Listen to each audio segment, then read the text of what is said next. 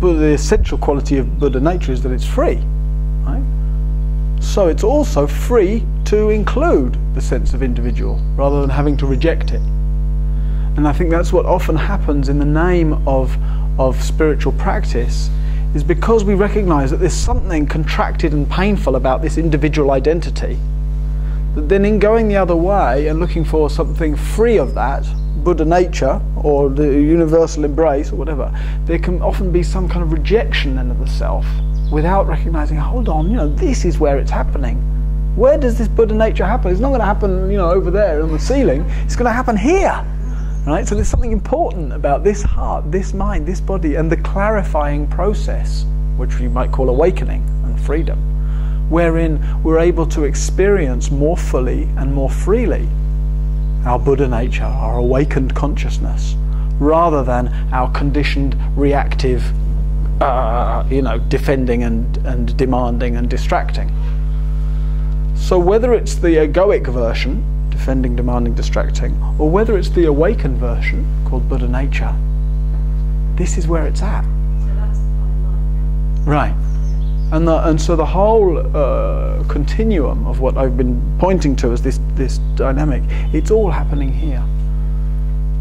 And just like the danger in the emphasizing the individual is the loss of contact and intimacy, in the same way, in that longing for contact and intimacy, the danger is somehow the rejection of the personal. And it's inevitable, I would say, it's probably inevitable. If we practice and explore these kind of teachings really deeply, that part of the way that we find ourselves through is by getting caught in the different extremes in different ways, right? And so then as we explore it, it's just we can recognize where we might be and where we might be more caught in one orientation or in the other. Actually, the Buddha was very, very pragmatic in the way he taught. But like in any system, as things get codified and institutionalized and mythologized, they get kind of elevated and abstracted. It's just the nature. That's what we do. We've got such a strong abstracting tendency as human beings that we'll manage to abstract anything. So a teaching that's all about coming back from abstraction, right, and embodying what's real. People have got all excited about that teaching, and in trying to communicate, they have codified and abstracted the teaching of how to dissolve abstraction. It's inevitable, but to the extent that we feel the sensitivity for the importance of a kind of lived, immediate relationship with that, well, to that extent we can find that. The teachings are well preserved. It's just that often the immediate, the outer face of them is something that's codified and abstracted, and that might be a little bit obscured by statues and rituals and other things. Well, those too can have their value as well. They can often invoke a lot of very beautiful heart qualities for people in terms of a sense of devotion, and can be very beautiful.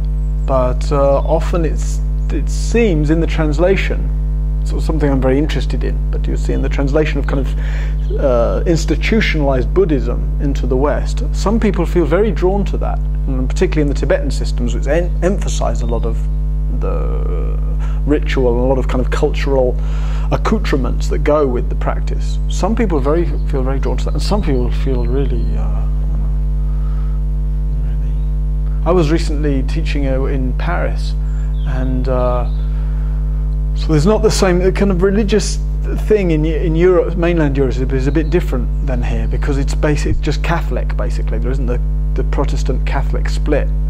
And people are always mentioning to me in France how they feel traumatized or in some way by their Catholic upbringing, or that they feel basically the sense of that they carry some sense of guilt. I mean, it's a very classic thing, the idea of Catholic guilt, and people mention it. And okay, I wasn't brought up as a Catholic, and I don't have such a sense of that.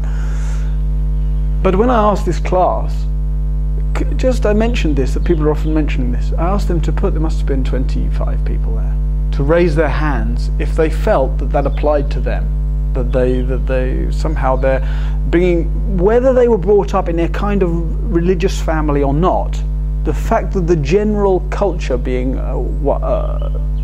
one of with that kind of orientation, every single person in the room put their hand up.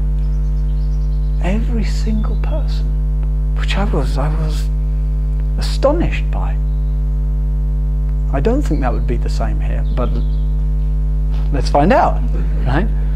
So if you feel that somehow the kind of Judeo-Christian culture that you've grown up with has to some quite strong degree, in terms of the sense of sinfulness and all of that, left you with a strong sense of guilt and a kind of fear of a punishing God, maybe you would raise your hand.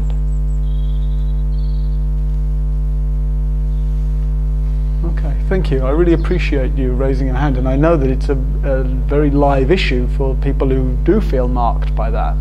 But it's also interesting that it's less than half of you, whereas in France it was every single person. But I'm Italian, so...